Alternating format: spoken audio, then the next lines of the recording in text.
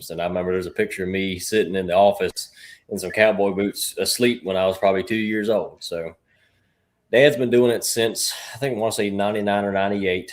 Went there at the Ag Center, put on the first truck pull. They used to do monster trucks there a little bit and do a little bit of everything.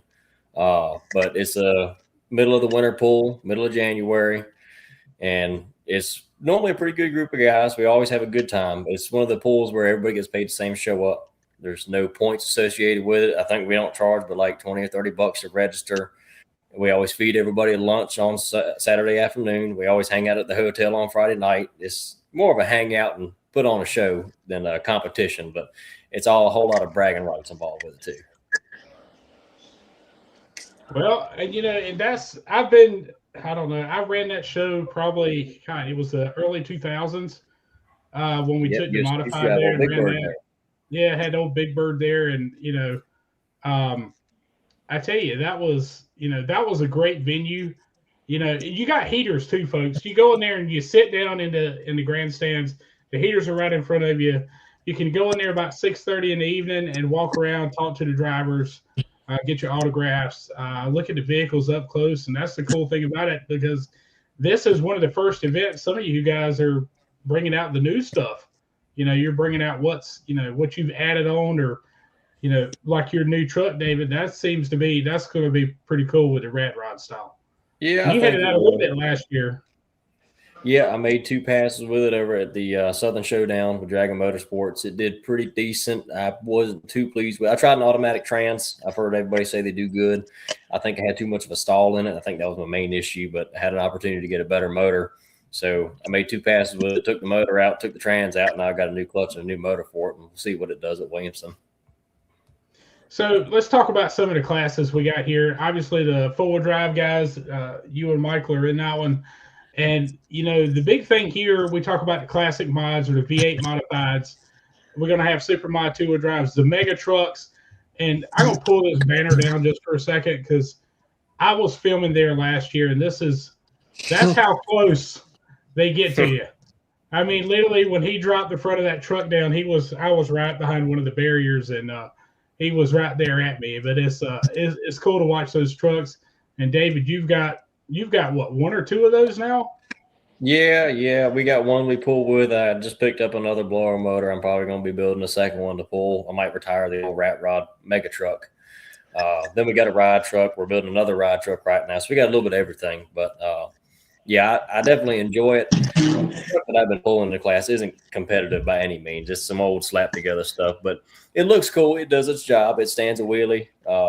It's fun to drive, but I've always wanted to kind of mess around in that class with something a little more competitive. So I'm building another truck. I think it's probably going to be a tube chassis. Might be a square body Chevy frame, S10 body. Probably going to wrap it similar to what the stroking truck is and stick a blower motor in it and run with those guys and have some fun with that too.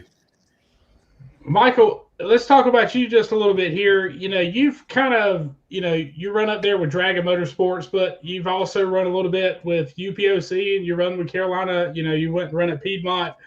Yeah, that's a cool truck right there. That's a good picture right there. Thank you. That's a cool truck right there. I mean, if you get that's when we first after we first bought it and painted it. You were painting that thing. What? You got it back Friday of the pool that year? Yeah, the week of the pool. Kevin Floyd showed up to my house one Saturday morning and said, "Here it is. I done did my part. It's time for you to do yours." And we got to work on it, putting the engine and all that back in it. That's a beautiful color. What color is that? Well, Kevin calls it fuchsia, and then he likes mixing up all kind of exotic colors. So who really knows what he's got mixed in it? And funny story is, I had the bed and all redone on it, and I took it down to his house, and he painted it. And he called me on the phone. He said, "I got a problem here." And I said, "Well, what's the problem, Kevin?" He said, "The front don't match the back." He said, "I don't know what I did wrong." And he said, which color do you like? And I said, "Well, the front half has been that way for a while, so let's go with the back half."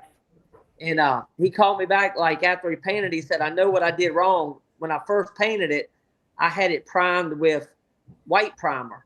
And he said, when I redone the bed, I primed it with black primer. So it's had 2 different paint colors.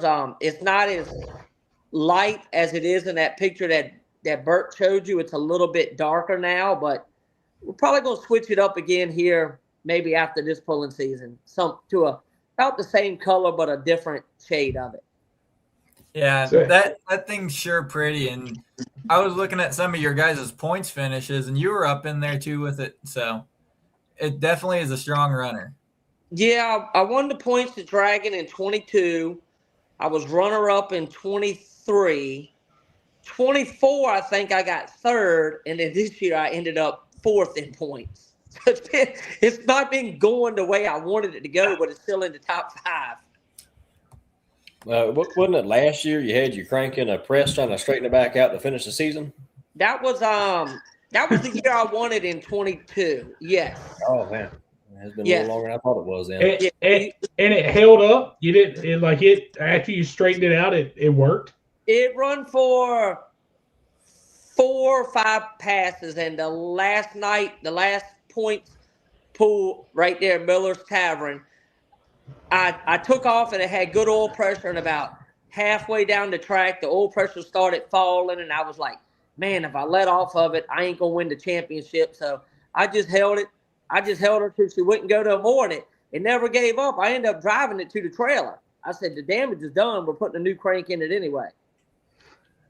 Yeah, there probably wasn't too much left for rod and main bearings in that motor after that.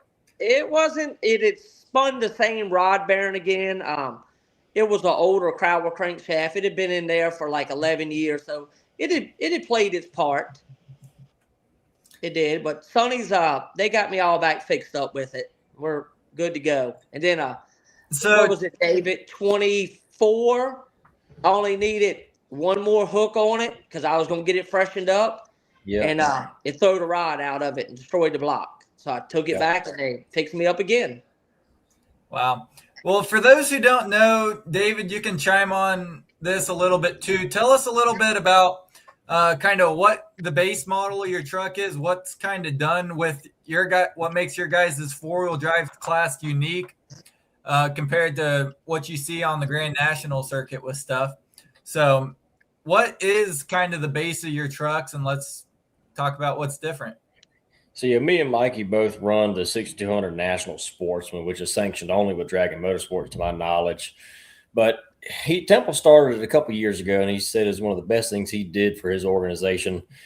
It is a tube or a classic chassis truck, and you can run 133-inch wheelbase. It's all the same safety, chassis, wheelbase rules, all that kind of stuff when it comes to PPL or NTPA, but we're limited on the motors. You can only run 650 cubic inches, which I know UPOC does the same thing, and then you got some Grand National trucks which are unlimited. But we can't run a wedge, or we can't run a Hemi head. We have to be limited to wedge heads, factory bore spacing, no less than a 12-degree head.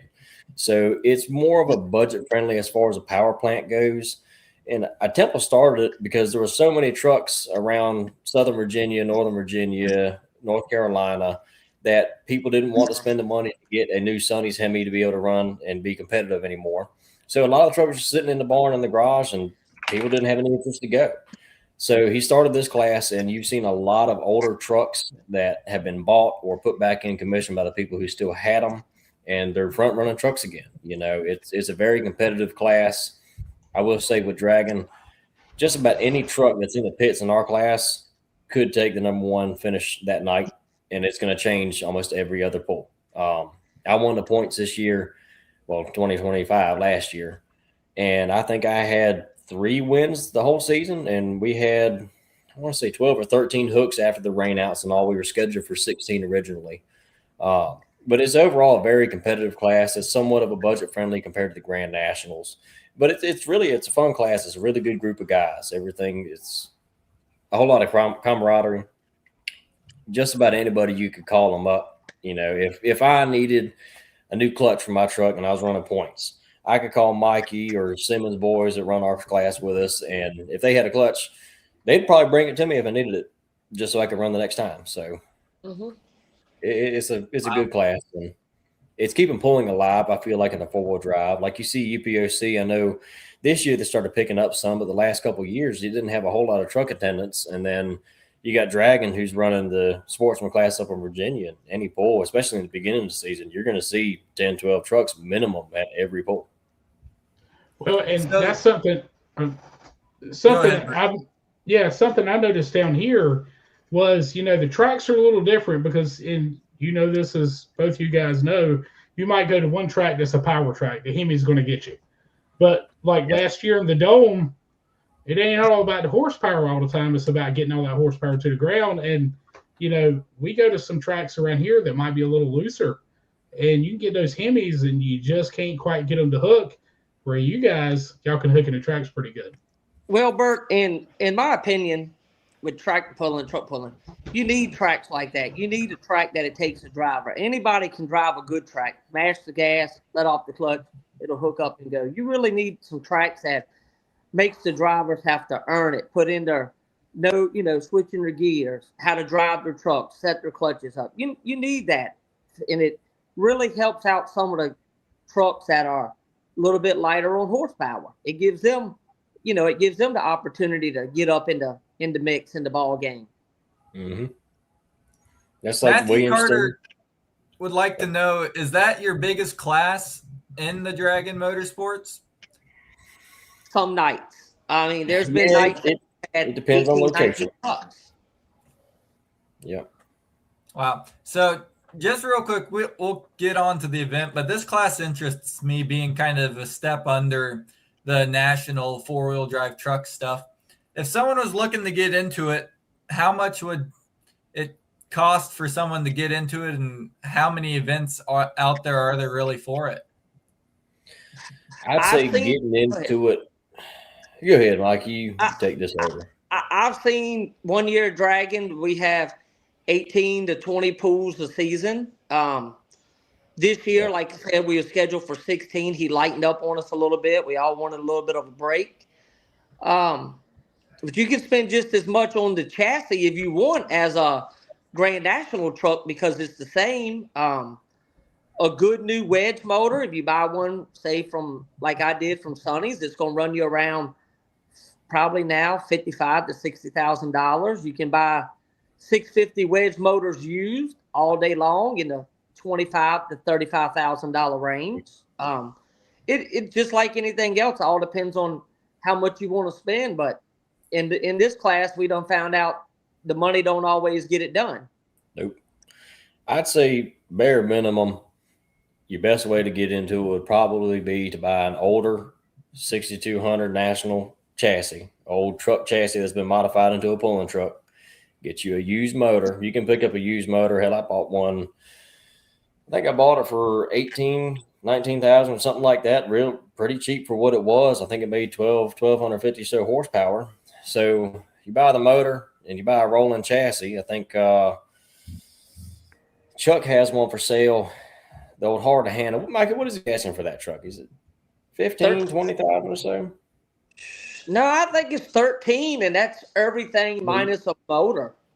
Yeah, so you could go out and buy a motor, say for 20,000. Go buy a chassis for 15. You'd have 35,000.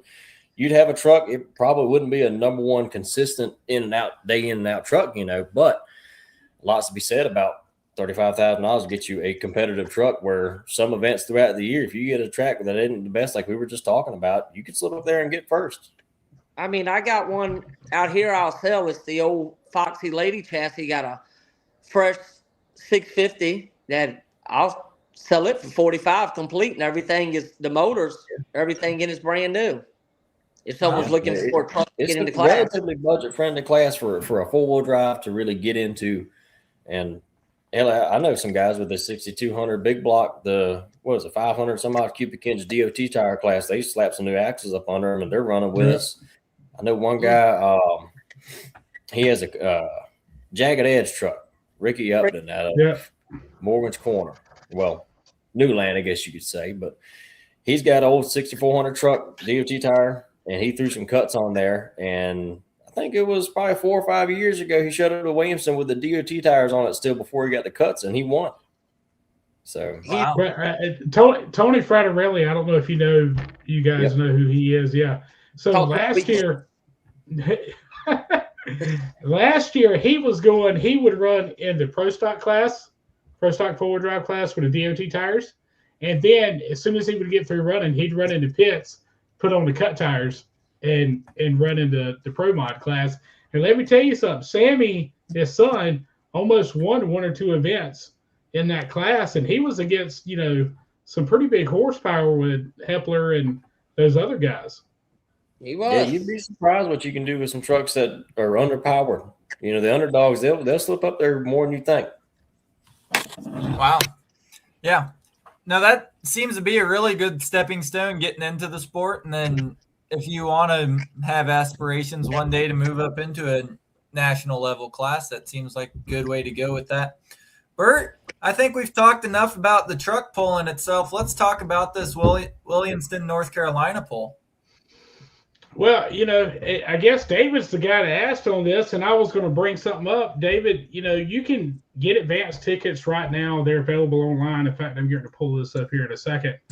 You can get tickets available online. Are you selling them locally anywhere advanced? Because you can get them for $15 advanced, and you can get them at the door for $20.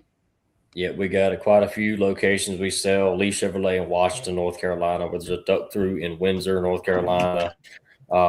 There is a place relatively close called the Country Mart 2, close to Greenville. You got Leon Nixon's over there in Edenton. He's used to be a long-time puller. I bought his chassis a couple of years ago. But if you know pulling, you know Leon. Pit Road in Elizabeth City. So we got quite a few places that sell them in person. And those places you can show up, especially like duck through. They run them under the register, so you can show up with $15 on the card, $15 cash. Right. Leon's is a cash-only location. We always, of course, sell them at the door, $20 at the door. And we're selling them online this year. First time we've done it. I'm hoping it'll help some. It seems to be like a fairly easy platform. I got stuff set up to be checking the spectators in as we go. And then we're taking card at the door now, too. It used to be a cash-only event. T-shirts were cash-only. Gate was cash-only.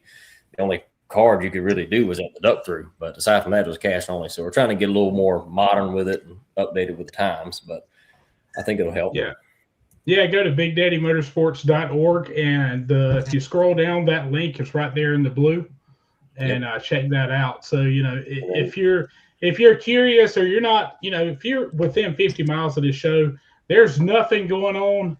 Wintertime after Christmas, you got to hear a little horsepower, and methanol and the four-wheel drives. And honestly, I tell you, one of my favorite classes right now is let's see, there it goes. One of my favorite classes to watch is the antiques. The V8 modifieds is what we call those classic mods. Those they get up a lot of wheel speed. They get kind of fast. And David, Michael, as well as I do, this track starts out 30 foot wide, but you're going to be driving through the gates when it comes down to it. Yeah, it bottlenecks on you pretty quick. What was that, Michael? I've had some close calls going through that gate over the years. Never hit it, but seen the mini rods tear the door down one night. I was about to say that we have had a too close of a call one year. We took the doors down. We were up there a couple weeks after the pull, hanging some new doors for them. But Bert, that's the loudest I ever heard the crowd go crazy when them doors got tore down. We ought to hang us up a set of false doors and tear them down again. Make something out of styrofoam or something. The crowd always loves seeing some carnage, no matter what. That's why I guess demolition derbies do so good. Everybody sees something get tore up. They love it. Well, we hate the pullers, to mess up something. But, I know Dale Burleson, he used to run the 3-engine mod through there. And I remember one night running with him. I think I beat him on Friday night because indoor always gave me a little bit of an advantage because I could get hooked a little quicker and I could change the gear ratio. But he came through there on Saturday night, and that left tire, he scrubbed the concrete on scrubbed the door on the way out. I mean, that's how tight it gets. And in fact, let me pull up a video here and to show you how tight it just, man, it gets tight. Let me see if I can get that commercial up. Well, Bert, funny story, when David Carlton first bought the side piece truck, it was one of his first runs he made in it, and the seat was sitting real low in it. He couldn't hardly see, above the dash. Right. And me and Kevin English stood at the end of the track holding our hats up to guide him through there on each side of the gate so he wouldn't hit it, so he could see us and know that he was clear to go through the fence. Last year we had Butch Self for that green and white mega truck. He was riding a wheelie up down through the gates. He almost made it through the doors, and when he came back down, there's 2 swing gates right there, right before the big doors that we took down a couple of years ago. And he came down, and it didn't mess the door up, but it slung it open. So that was a close call on that one. Yeah, but that's one of the exciting things. You know, back when Ken first started it, not many people pulled out between the gates. I wonder if your dad was a little nervous about that, but, you know, they always stopped us right there where the front end, you know, was right there at the gates. But, man, after a couple of years, we went there one year, and, man, it was like I said, me and Dale went at it, and I went halfway through the gate. Let me tell you, 30 foot going to 20 foot, that gets tight real quick. Well, when we pulled the Dad old still gets Bushwhackers nervous plan, about that. I think some of that was Temple's doing. He's always ran the sled there, and I think over the years he got a little more comfortable with it too, so he started letting them run on out there, and it puts on a really good show. Quick question here with that. What would happen if you flipped the sled around and ran her the other way? We have thought about it, but worst case scenario with that is at least – so the way the building is set up, it bottlenecks down to that 20-foot entrance with the doors at it. We keep the main doors open, then it has another back bay, I guess you could say. It's probably another 50, 60 foot deep. So if something were to happen, truck, you know, the gear wasn't right in the sled or something like that, or a truck comes unhooked, God forbid, at least you got 50, 60 foot to try to stop before you hit something. So if you spin that sled around, you're facing a concrete barrier that goes about 5, 6 foot in the ground. And if you make it through that barrier, which, you know, 6, 7, 10,000 pound vehicle probably will, you got the crowd over there. Now, we don't have any seats behind it. We keep it barricaded off. That way nobody's right up against the concrete barriers at ground level. But people are always walking from the left to the right side of the building. So that's been a concern for us. Yeah. I was just curious having that, putting a big old sand pile there and doing it like you do at the farm show kind of deal. Yeah, we have thought about it, but you also kind of lose the cool factor going through the doors, which Exactly. Somebody hits a sand pile, I guess you gain it back, but yeah. You guys would figure out a way to park it. Keith Right just sent me the video and I'm trying to get it to load. I mean, I guess we've been lucky over 26 years and ain't. I mean, we've been lucky. Ain't nobody hit the wall yet. I mean, they scraped it, but no one's really tore nothing up but the mini ride. Well, years ago, which I was real young, I've always heard about it. I don't even know if I remember it, but one guy with a 4-wheel drive truck, I can't even think of his name. Mike, you could probably tell me. But he unhooked, and I guess he had a bad run. His motor was messing up or something. He got a little hot-headed, and he stepped on it and lost control of the truck, and I think he came up and tapped the barrier. Unhooked. I don't remember outside. I remember we had one in the pit who had a Crowler glide clutch, and I don't think his neutral safety switch was working because he started it up and he revved it up on the clutch and the back jumped up over the fence right there. That's the worst that I've seen. Who used to drive the old wide open truck? Sheldon. Yeah. So I remember one year. I remember one year he twisted the chassis.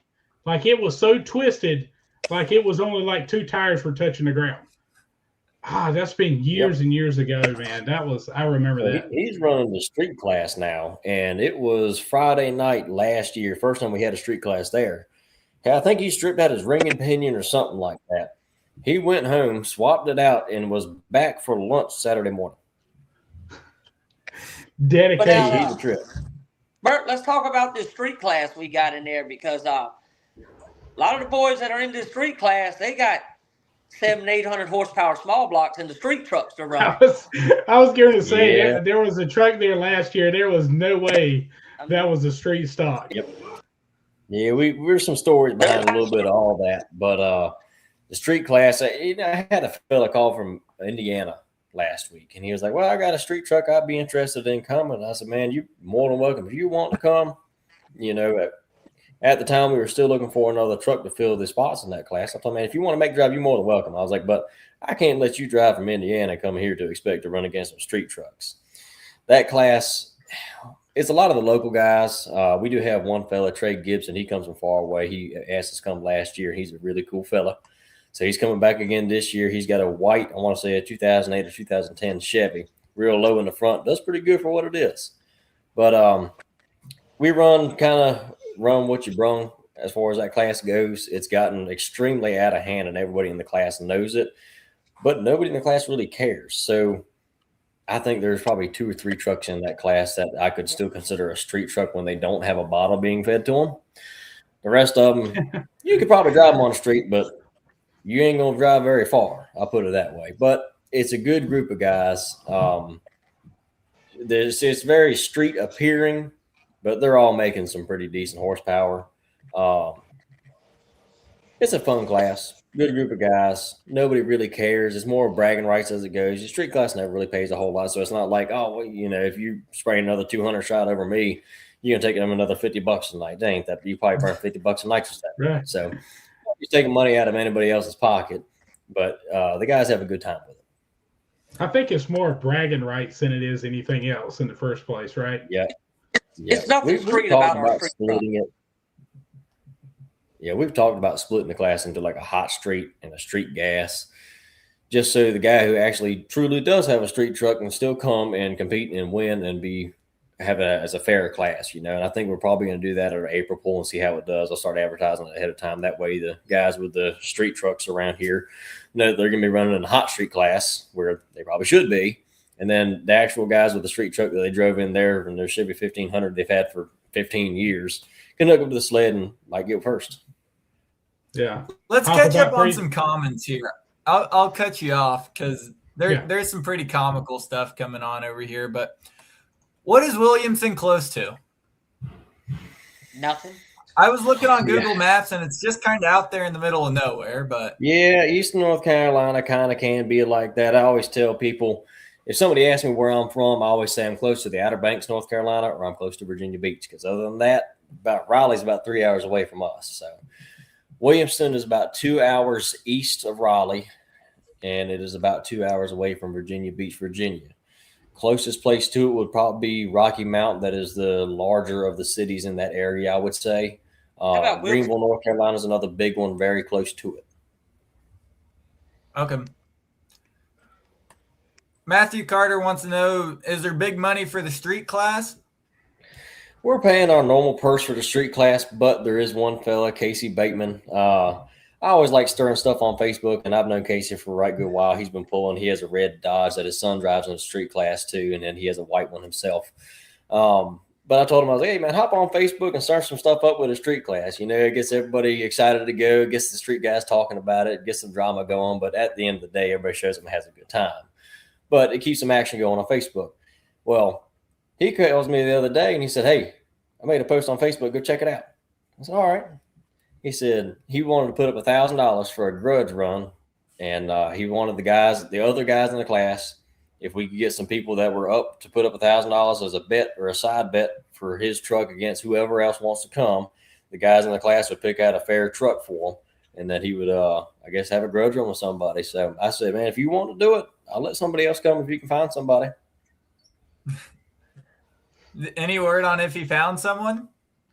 I don't think so right now. Mostly everybody that I've heard message us or get up with him has been pretty much a big block, 6,400-pound truck without a weight rack or something like that. So I don't want no crazy advantage one way or another. And he doesn't want to run the local guys because pretty much the local guys know where they all lay at. You got somebody who's going to beat you guaranteed. Well, might not want to put up $1,000, vice versa. You don't want to lose $1,000. So if we can find somebody out of state that would be a pretty close match to it, I think it'd be pretty good. Rough guess, his truck, I'd probably say makes $500-600 or so. I don't know what it really makes, but just looking at it, it does pretty dang good for a street truck. Would you ever separate some trucks into a cheater stock class? That's what we were just tapping on earlier with the hot street gas. They run a hot street diesel with Dragon Motorsports, and then you have your street diesel, of course. The hot street diesel is more of a run what you brung as far as the engine goes. You're limited to, no crazy hanging weights. You can run a weight rack, but it's not going to be a fully gutted interior tube chassis truck. It's still a hot street truck with a weight rack. And we're thinking about doing that with a hot street gas. but probably going to do no weight racks on it. I would allow a drawbar, solid suspension in the rear end and stuff like that. But we do have a small block 6,200 pound class local to us. And if I let the hot street gas trucks want to run a weight rack, it'd be very similar. So I don't see any advantage to that. But it would just more so separate the horsepower levels. A guy with a cold air intake and a tune on an LS motor or something like that would be a street gas truck. And then you got the guy with some, he's got a 427 stroker LS in it and a big intake and a big cam and all that kind of stuff. He probably needs to be in the hot street class. One of my fellow competitors and good friends, the good old Tyler Slaw, he thinks we should make him drive 40 miles to get breakfast before hooking to the sled that day. What's the thoughts on that? I like that. Me and Casey had actually talked about doing that at the Dixieland pulls we do. Williamston always is more of a camaraderie pull get together. I always say if it fits through the door the day of the show, if you're going to hook and go home, we ain't got no problem with it, But Dixieland, it's more of a brush pull, bragging rights. A lot of the local crowd shows up. So, local pull, you're going to want to do good. So we did think about doing where everybody that's going to run in the street gas class has to go on a 20 to 30-minute drive beforehand. Say if the show starts at 6:30 or 7 o'clock, you got to be there by 4 o'clock and you have to go, say, 20, 30 miles. You can make a loop and then come back and you have 2 hours to go through it. That way, if you got a mechanical failure or something like that, truck starts overheating or whatever, if you can make it back within 2 hours, you got it, but you can't trailer it back and you can't trailer it in. So that's something we had brushed up on, but I'd like to get with the class and see what they think on it too. That would be something else. Just thinking about this right now, piggybacking off Tyler's stuff, is do kind of what you see with the drag race and stuff and do a drag and drive event to where if you had 2 or 3 hooks in a row, it has to be a drag and pull series or a drive and pull series kind of deal. That's kind of where we got the idea from, like he was saying with the 40-mile drive. A lot of guys do that with the drag racing series. You show up to the event and you want to run a street legal class, you have to go and make a loop and have it recorded or have somebody go with you. And you have to be back within a certain time frame before the race and you have to run. Mm-hmm. Yeah, I think that'd make it interesting to see just how street, so to speak, some of these trucks are with stuff. That's all caught up with that. So it's looking like it's going to shake out pretty well. About how many trucks and tractors do you guys have signed up for this? Total count normally is somewhere in the neighborhood of 40. It's always, plus or minus. You got somebody that gets snowed in this time of year coming from up Northern Virginia or something. They may not be able to make it.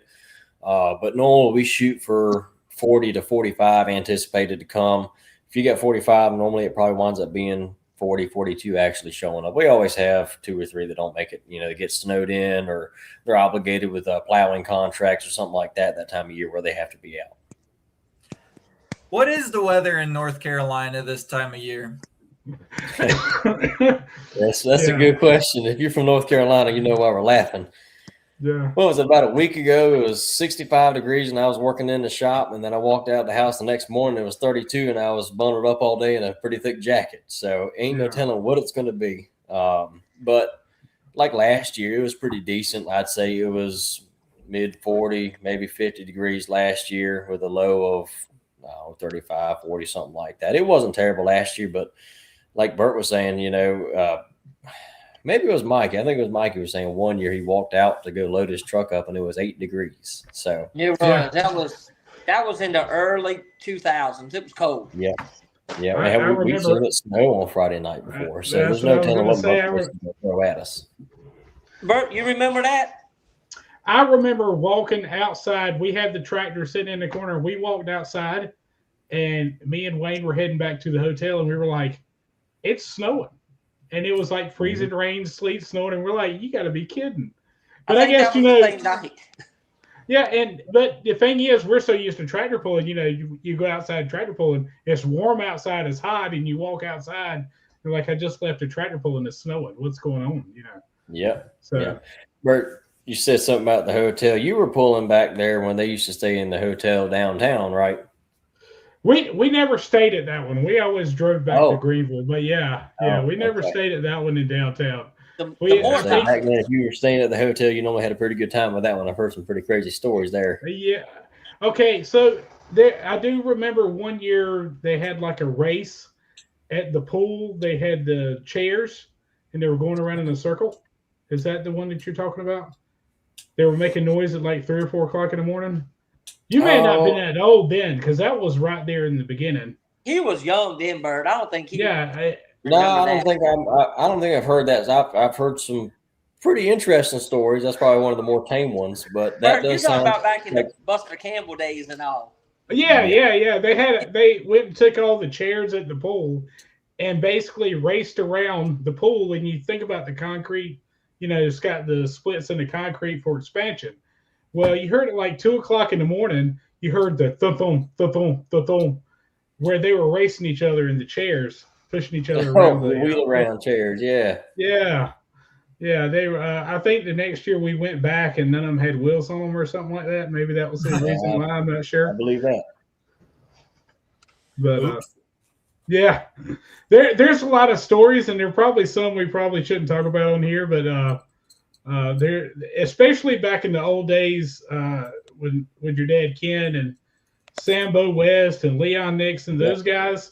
Yep. They didn't cut it no slack. I mean, they would help each other out, but when it came to grudge matches on the track, they went down to it, and they play little pranks on each other every once in a while too. Well, let's go around the room and what has been some of the favorite memories from what is this year 26 of this pool? Is that what I caught earlier? Yeah, I think 27. I think it's 27. 27. Holy cow. 27th year doing this pool. Well, David, what's your favorite memory? Say what, sir? I couldn't even tell you what my favorite memory is. I grew up there, so I got a whole lot. I don't know. As far as the competitive aspect of it, not more so a promoter side of it, but the first year having a 4-wheel drive truck there, I think I don't want to say I won the first year I pulled. If it wasn't the first, it was the second year, and that was a pretty good feeling to finally be competing there with a truck of some caliber and to be able to take home a win there was pretty neat. Bert, what's your best memory there? This goes back under the competitive standpoint. One of my favorite things there, well, I'm not even competitive part, but one of my favorite things there is the pit party. Before the show starts, you go out there, sign autographs, and you get to talk to people. And some of them are local, and then you get people out of Virginia. A lot of people come out of Virginia to this show. It's a great place to interact with the fans. I love it. Yeah, we got some spectators coming out of South Carolina. Wow. What's your favorite memory from the show? I've had a lot of them there. I've been going to that show since probably 2002, 2003. Every year when the truck was available, I've had a lot of good memories there. I've won there a few times, so I think all the memories I've had there have been good, even the bad ones. Yeah. Both of you are competing there, right? You'll have the trucks together and running? Yes, sir. Yeah. David helps me a lot with mine on the suspension. Over the years, a lot of people's helped me with it. Simmons boys, Aaron Smothers, Temple, David. I give them all credit. I feel like when I do win, I still go around and I give them all credit for helping me because I feel like if it weren't for them, it wouldn't be possible for me to got that win that night. So I walk around and give them all a pat on the back, tell them thank you. Yeah, that touches on the camaraderie of the class that I see when I run with them. I would say there isn't very often where the guys that run in the class in the off season, we talk to each other rather often. We toss around ideas, what we're planning on doing to their truck, what they think about this or that. We get each other's input on it. And just like Mikey says, if it wasn't for everybody in the class, I think overall the class would be a little bit lower of a caliber than it is because everybody's helping each other. It's pretty neat. Yeah. How did you find yourself being the promoter of it? I was born into it. I didn't have much of a choice. If we were going to keep on doing it, I was going to be putting the pulls on. So here we are, and I like it. I've always wanted to do it myself, and my dad, obviously, he's still involved. Of course, he's been doing it as long as he has. But this year, I've been taking it over some here and there, running the daily operations of the show, keeping up with everything, and coordinating it. But this year, I've really taken over the reins of it and doing all the coordination behind the scenes, setting up the insurance, getting in contact with everybody, doing the advertisement, ticket sales, and all that. And I'm liking it. It feels more like my own than something I was, grown up into. But taking it over this year, we're doing online ticket sales and stuff, and it's neat to see what we can expand it into. Michael, how did David drag you into this one, or how'd that work out? I don't know. I've known David since he was a little bitty boy, probably 7 or 8 years old, and we talk almost on a daily basis, me and him. And I don't know. He asked me, would I come up here with him? I told him I would, and just about like that. Well, yep. I guess you got to start somewhere with stuff. Yeah. I mean, he asked me for ideas, or if, or say, hey, call around the guys, ask them, what do you think about this, or like that. And so I'll do it, because I've probably got more of the phone numbers than what he's got. Yeah. And, I mean, I get more free time during the day. I own a trucking company, and a lot of times I drive one of the trucks myself. So, of course, I get a lot of free time during the day to make phone calls and stuff. But we're pretty good friends, me and him. Oh, yeah. It definitely sounds like it. For those who can't make it, is there a way to live stream it, or what are you guys doing with that? Yeah, Bert would be the guy on this one, but we're having full pull. Going to be doing a live stream this year. I think that's going to be very neat. The guys that can't make it, say the guys in Indiana, Ohio, and stuff like that, we're pulling's big, but they might want to not drive so far. Full pull is going to be helping us out this year, so I'm looking forward to that. Bert, you could elaborate a little more on that. You know more about it than I do, but. Yeah, fullpull.live. Just go in there. I mean, $39 a month. You can't go wrong. And the good thing about it is, say you just want to watch this show, you can just do it for a month, and you can go back and look at shows, from the last couple of years. Also, one thing about it though, like us, we'll go back and watch events just to kind of catch up on things. Maybe we missed an event, or like me and my wife love going to these bigger shows that we don't have time to go to because we're local down here. And you can say this, Dragon Motorsports, once everything kicks off, man, it's wide open all year. You may not be able to go to a big event, or maybe see an event you want to watch. Go to fullpull.live. You can watch everything you want to see, and you can watch tractor pulling all day long. I'll wake up in the mornings, walk in the living room, and my daughter's watching it. She loves two-wheel drives. That's her thing. So she'll go pull that up on the TV. And I was like, which pull you got today? And she won't know, but as long as two-wheel drives is up there, she's watching along with it. That's awesome. Yeah, it's like you were saying, not being able to make it to some of the larger pulls. We had a pull the same weekend as Bowling Green, Ohio. I was talking with Mikey this year. We both like to be able to make it, but when you're running points, you don't have the opportunity to. If you want to win the points, you're not going to be going to Ohio if you got a pull that you got points in. So I just go for the experience. Not to take the truck. I just want to go for the experience. Well, if I'm going to drive that far, I'm going to bring the truck. I don't know about you. I probably ain't going to win there. I know that, but if I'm going to drive the big truck. I help you. But I watched it. I watched it this year, and I'd like to be able to go one year. I might be able to get some time to slip out there if we're not running points, or if there's a weekend free with the point series on that one. But, it's always neat to be able to go and live stream some of the shows that you can't make it to. So. Yeah, that's the awesome thing that live streaming's brought to this is you can see so much more pulling that without it you wouldn't be able to see, kind of deal. Yeah, I mean, with the start of the live stream and full pull and beer money pulling team and all that kind of stuff, I will say pulling has gotten more exposure in the last couple of years than I've ever expected it to get. 10 years ago, pulling was more of a niche community, grassroots thing, and motorsports in general is a niche community, but pulling has gotten more traction in the last couple of years through social media, live streaming, the videos that you always see scrolling through Facebook, Instagram, TikTok, and stuff like that. And I think it's doing nothing but growing the sport. But a lot of promoters, they don't like live streaming because they feel like it takes away from fans in the stands. But my opinion is, if you're going to live stream it, you didn't plan on coming to the event anyway, because I might pay for a live stream for an event in Ohio where I'm not going to Ohio to be at the pool, but I will pay a $20 live stream to watch it at home. You know what I mean? Yeah, that's the same way I look at it. And you hear people, especially, a lot of people have been pulls on for a long time. The only time I could see it hurting, if it was a 25-degree day in Williamston and it was live streaming and somebody had bought some tickets, they might pay the extra money to live stream it and not have to drag their kids out in 20-degree weather or something. But rare instances like that, I might see a difference.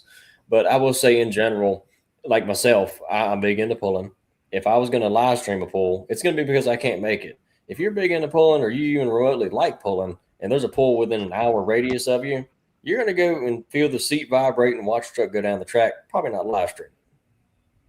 Well, and that's what I was going to say, that your next opportunity to watch something in Eastern North Carolina as far as in person, if you don't go to this one, you got to wait till April. That's it. And if you're in Eastern North Carolina, if you're within 50 miles, I'm an hour from there. I'm in Pine Tops, so I'm an hour from there. I go every year. I mean, this is the first time we're live streaming it, but I go every year, at least one night. Last year I did some filming there, but every year I go just because, hey, this is my only fix for pulling in North Carolina until April or May.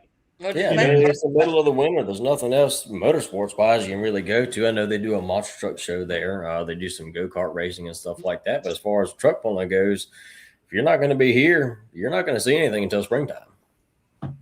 Well, Bert, the last time pulling was in Eastern North Carolina, it'll be a year ago because we got rained out last April. We didn't get the pool done at Dixieland. So it's been a year since the people seen pulling in person. Yeah. I will say, especially Williamston, if you're thinking about doing the live stream versus coming to the pool and whatnot, and nothing against the live stream or anything like that, but going back to a lot of people saying that the live stream will hurt you. If you've ever been to a truck pull, I think you very well know that a two-wheel drive going down the track, vibrating the bleachers or the stands or wherever you are, can never compare to something you can watch on a TV. So I really don't think it hurts it in any way, shape, or form. True. Yeah, that's awesome. So January 16th and 17th, Williamston, North Carolina. Be there, be square kind of deal, because it's going to be a big event. Bert, what do you got left on your itinerary of stuff to cover? I mean, it's right now it's all about Big Daddy here in North Carolina. And like Matthew said, it's the only indoor pool in North Carolina right now. And, David, let's bring this up for a second, because we kind of talked about this a little bit on the phone and some of the other conversations.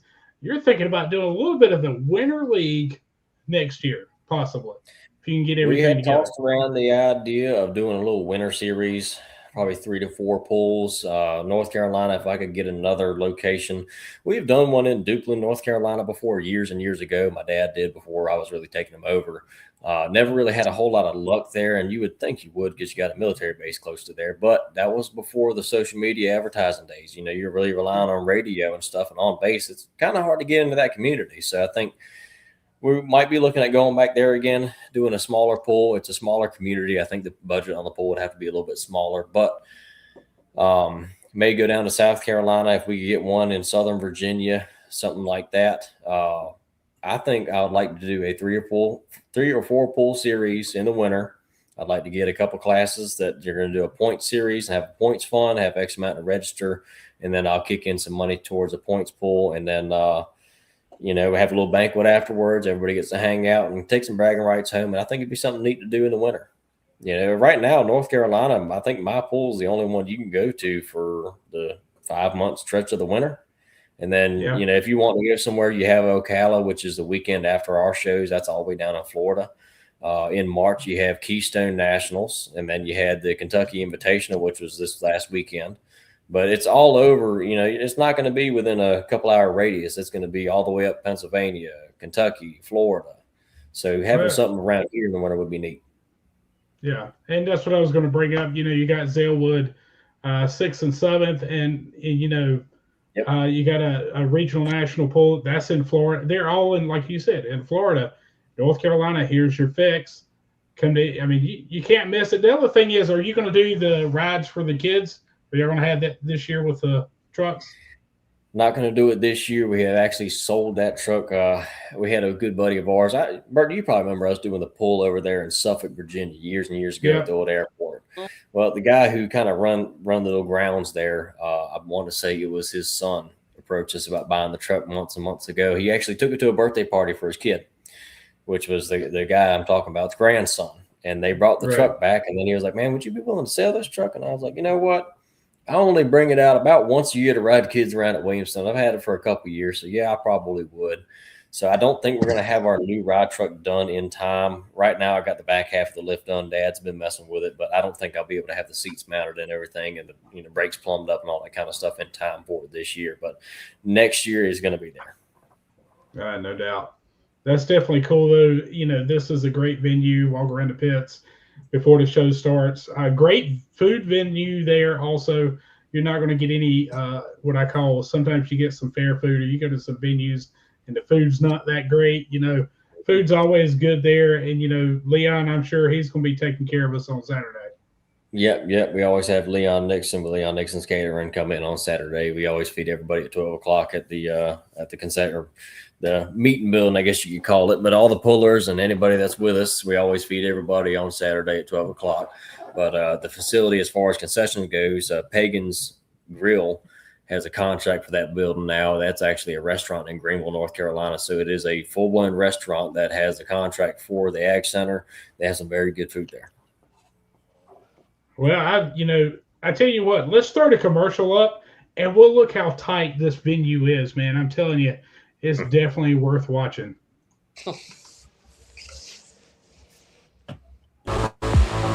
Who's ready for the Big Daddy Winter Nationals? Happening January 16th and 17th.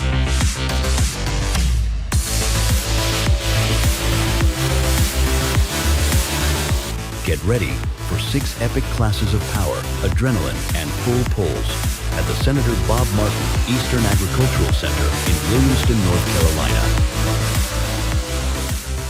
Live streaming at Full Pull Live.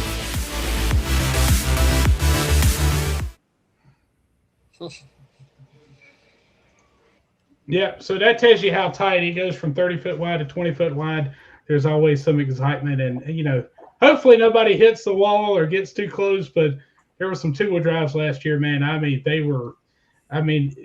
got a picture somewhere. There wasn't an inch between that wall and that truck. I think in that video, that was the time I was talking about that green and white mega truck that came down right and just blew that gate open. It just barely nicked it, about an inch or two. A tire overlapped it, and it blew the door open, but it didn't mess nothing up. But I think that was a pass. Yeah, no doubt. That's awesome.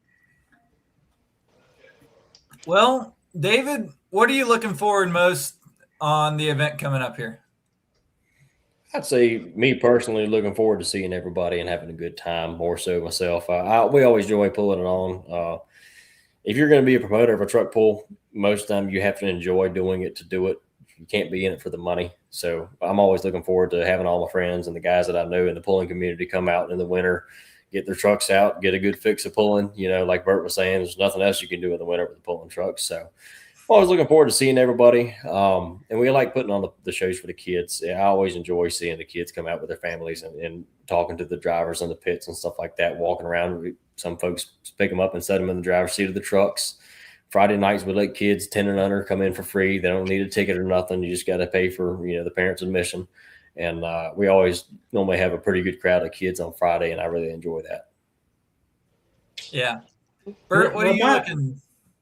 I was going to say, David, remind everybody where they can get those advance tickets, because they're only $15 if you get them advance. So remind everybody where you can get those from. Yeah, if you buy them ahead of time, you can get them for $15. It's $5 less than you can get them at the gate.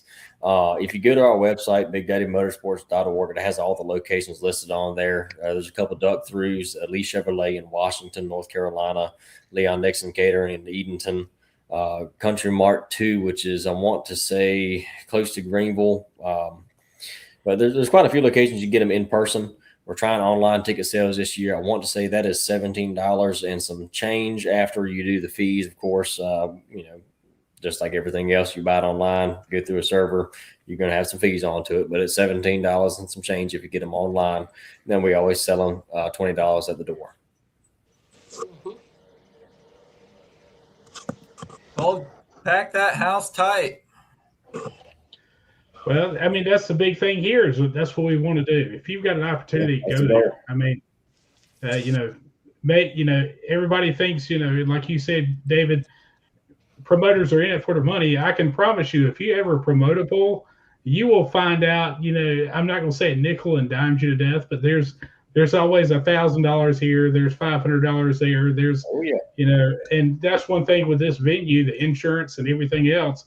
There's a lot of expense in it. So, you definitely want to make that money back so you can come back year to year and make the show bigger and better. And that's the goal for this year. Everybody always says, they look at that facility, and when you're standing on the floor in there on the track and you look around, there is a lot of seats around you, especially when they have people standing in them. It looks like you are in a packed arena like the Hoosier Dome, But if you look it up, I think that arena only holds 1,800 or so people. So if you do the math, it's not a cheap pool to put on.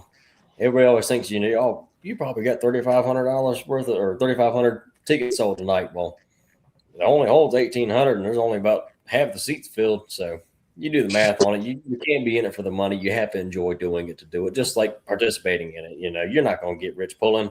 You're not going to get rich putting on pulls either. But it's a good time to keep the sport going, have the kids come out, watch the show, introduce it to new people in the area, stuff like that. I always enjoy seeing people that haven't been to a truck pull before come to our event.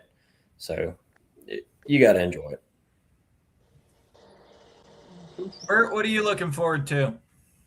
I just love the atmosphere, especially, like I said, the pit party, walking around, looking at vehicles, taking shots, and, taking pictures of the vehicles and just looking at them up close. I've been around pulling, all my life, but that's still my favorite part. And you get to talk to the drivers and see what's on their mind. And, my biggest thing is kind of figuring out, hey, what are you going to do tonight to, like Michael, what are you going to do tonight to beat David, or vice versa? That's always been my biggest thing. Well, and I know you guys ain't going to tell me the truth, but I still like to do it. You'd be surprised. A lot of guys in our class, they ain't going to hide nothing from you. No, ain't no secrets really. I mean, we're all pretty much running in that class that me and David run in. We're all pretty equal in the horsepower range and about the same tires. Now, I am the only one who's ventured out at the last pool and put a set of Mayhews on back the truck, and they did really good. I run them once; they did good. I'm excited to see how they're going to do in Williamston. It killed my weight, but if the truck does as good this season with them on as it did the last pool, I'm willing to lose that extra weight that it cut me back. I think if you have a good year this year, you're going to start a Mayhill tire craze. That's the thing with pulling. You got one person that changes something up and it does good. Everybody floods that way. Everybody runs a Nichols tires on the truck right now. Mikey does good with these Mayhills on the back of his truck. You're going to see probably next year, everybody's going to be running Mayhill tires. You're going to be looking for some used Mayhills on Facebook and all this kind of stuff, trying to get the best edge on somebody. But, you had a really good pass over there at the Southern Showdown with the Mayhills. I think it made a pretty good difference. Yeah, I ended up second that night. I was a few feet short, and I broke a front axle. I don't think I'd have had enough to get there, but I'd have been a little bit closer.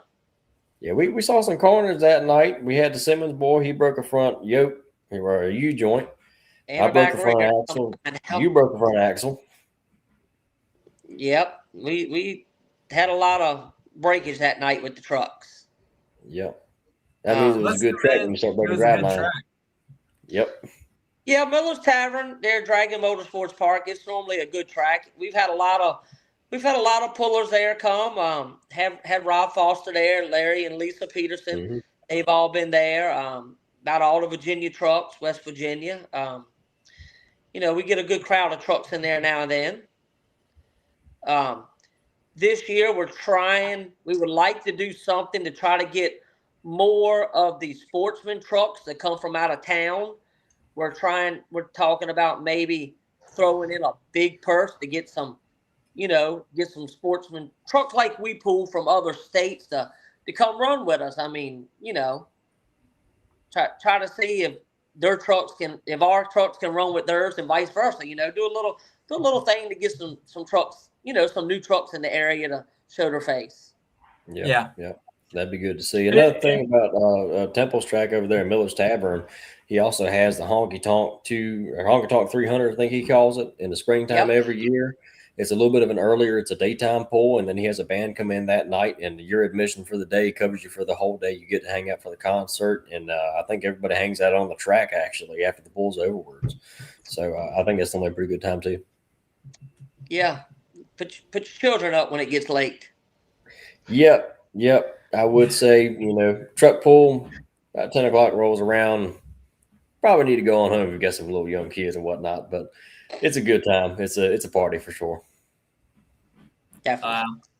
Well, anyone watching, if you got any final questions for David and Michael, get them typed in. Michael, what are you most looking forward to coming up here in a couple of weekends? I ought to hang out with all my buddies, which a lot of them are close. And there's a lot of people I've met there at the building, pulling there for so long that I only get to see once a year, that, fans and spectators that I've met throughout the years. I get to see a lot of people I only get to see once a year. A lot of older people, hang out with them. Just have a good time with everybody. Yeah, that's awesome with all that. Bert,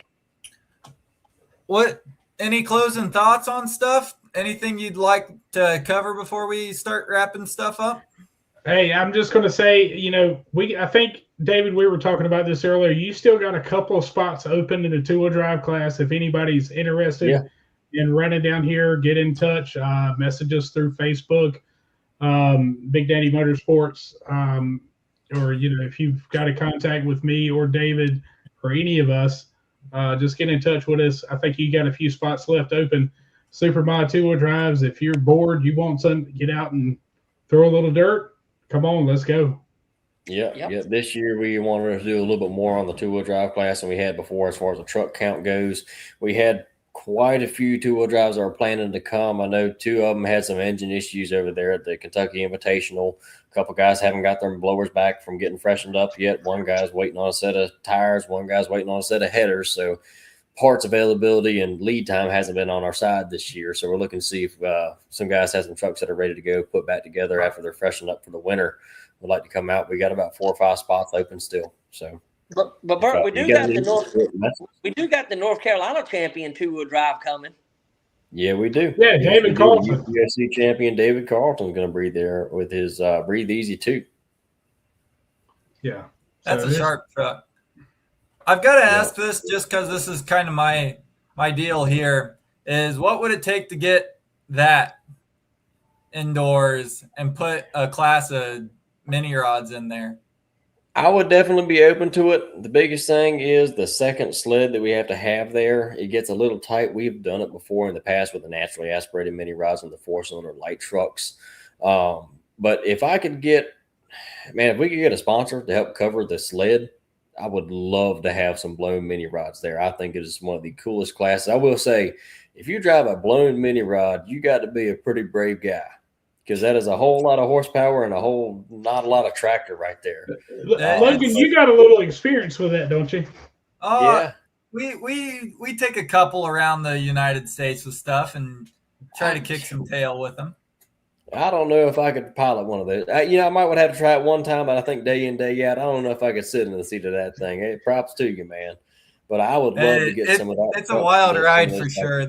Those things are like no other.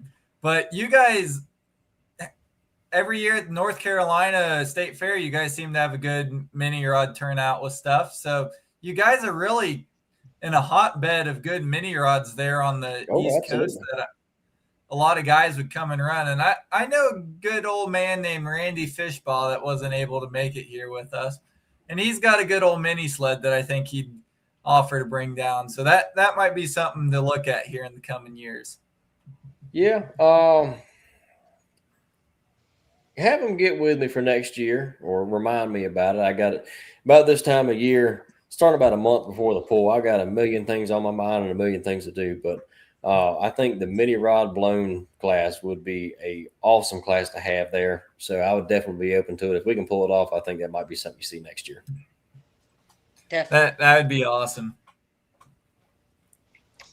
Well, Yeah. boys, you got anything left before you wrap this great episode up? Hey, just No. go to Big Daddy Motorsports. Check it out. If you want to get advance tickets, go ahead and get those in. If you get an opportunity, buy them online. If you can't, get them in the stores. Because hey, it's one of my favorite events every year. And you know, let's look into it next weekend. I think David Carlson's going to join me and David Whitley, and you know, we'll talk to him a little bit about his experience last year. And you know, his UPOC season, and you know, TNT. I think he got second place. So we're going to talk to him next weekend, and we'll be a week closer. Yep. Yeah, he did Exactly. pretty good It's out going to be big. It'll be nice.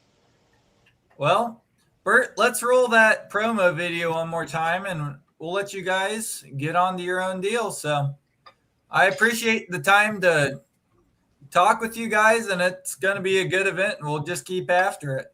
Well, tell them guys out west and up north, down south, get them old wedge trucks out. Let's see if they still got it in them. They got a place to pool right here in Virginia and Eastern North Carolina where they can still be good and competitive, and you know, go back to their old roots. It's what it sounds like. Who's ready for the Big Daddy Winter Nationals? Happening January 16th and 17th.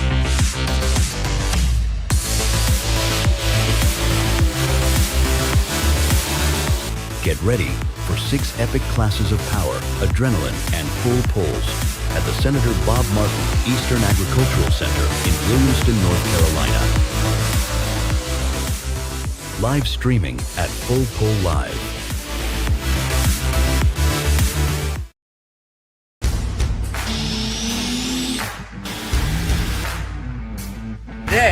Today. Let's talk about today. To grab a national and state level, you would have to run non-sales, wholesale.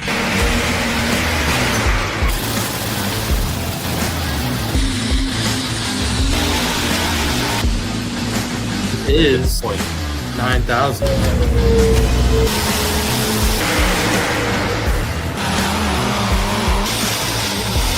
The only mistake I made, I didn't put a rate in the registration booth with the